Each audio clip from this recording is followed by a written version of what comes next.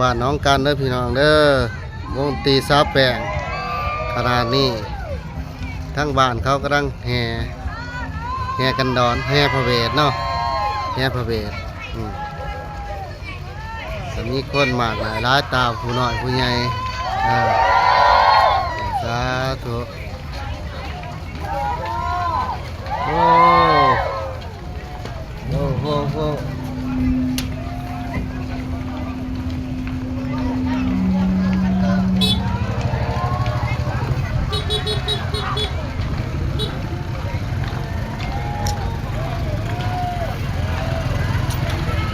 เป็นบุญประจำปีของ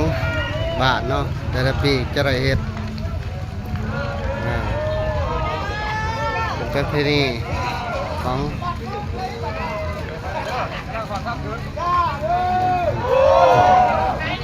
พวกมาพวกลง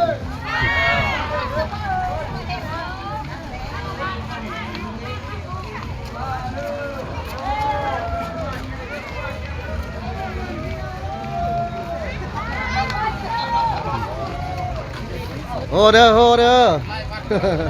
โอ้ย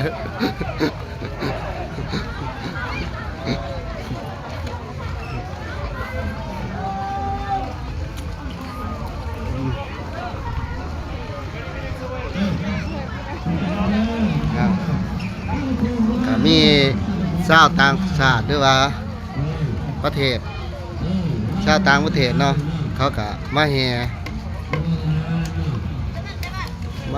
พระเวทมาแห่กฐินน้ำบาทเนาะนี่จะเป็นชาวต่างชาติ